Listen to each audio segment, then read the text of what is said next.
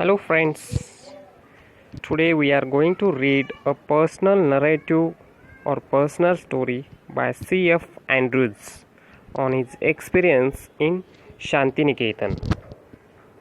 Let us see more information about the writer, means author of this prose, C.F. Andrews. C.F. Andrews, Charles Freer Andrews.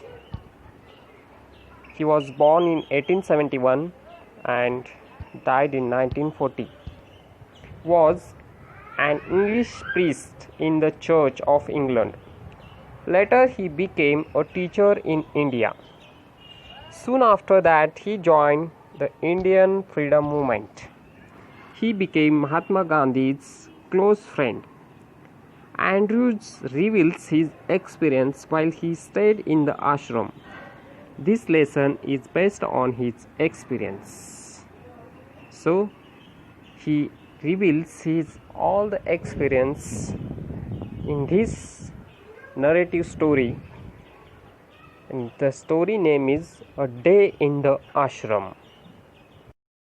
Let us understand and read the story. Words cannot picture to you the beauty of Shantiniketan. Our own poet and teacher, whom we call Gurudeva, has named it in his song, the darling of our hearts, and it's worthy of the name. All who have visited the ashram, old and young alike, have felt its inner beauty growing more and more upon them. If I were to describe to you one day in the ashram with the boys, that would perhaps best brings home to you its inner beauty. Long before sunrise, like the birds in our own amloki groves, our boys are awake. The choristers are the first to rise. The choristers means a group of people who sing together. That is called as choristers. And they go around the ashram singing their morning hymn. Hymn, what is the mean by hymn? It's a prayer song. Example, the priest reads from the hymn book. You can hear the voices in the distance, drawing nearer and nearer, and then the sound dies away as the choir passes on to another part of the ashram, and then again it comes nearer and nearer. The choristers are the first to rise, and then they go around the ashram singing their morning hymn. You can hear the voices in the distance drawing nearer and nearer, and then the sound dies away as the choir pass on to the another part of the ashram, and then again it comes nearer and nearer.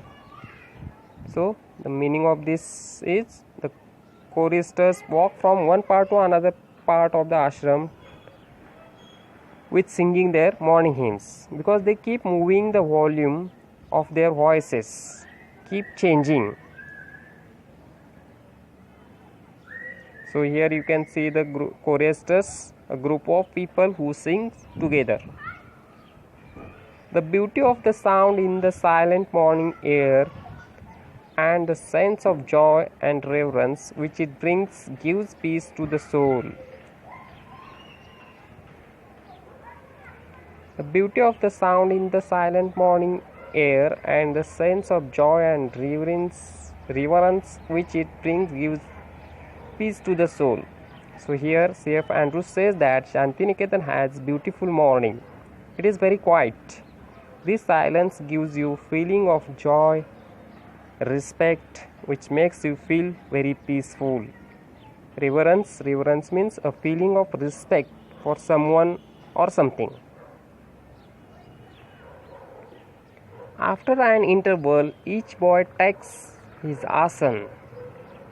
Asan means a square of mat or carpet into the fields and sits down on it to meditate in his own place alone.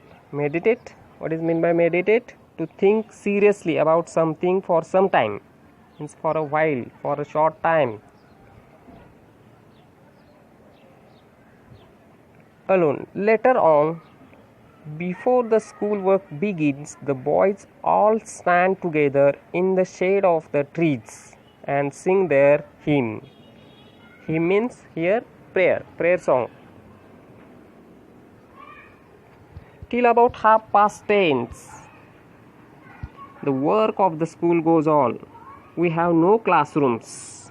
The boys sit with their teachers in the open air under the trees. Just you can see here in the picture how the students are sitting. They have sat under a tree in the open air. In the Shantiniketan we cannot find the classrooms. There are no larger classes. So a group of 8 or 10 boys are seated around the teacher, asking him questions. Very few books are used. A greater part is carried on through conversation. So only 8 or 10 students or boys seated around the teacher. They ask the questions to the teacher, and many of the questions or doubts are cleared through the conversation. The boys soon learn to open out their difficulties to their teachers, and the teachers get keenly interested in the boys' question and answers. So here conversation means what? A talk between 2 or more people. That is called as a conversation. Such living education can never be dull. So this type of education, it's gives experience of or learning experiences, live learning experiences. So it's called as a living education, and it cannot be dull.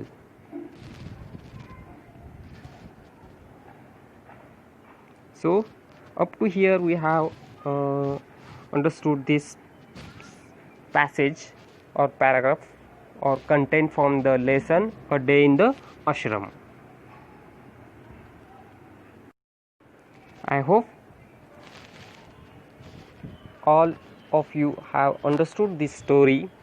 Whatever red colored words are given in this text are the new words that you have to mention or that you have to note down in your notebook.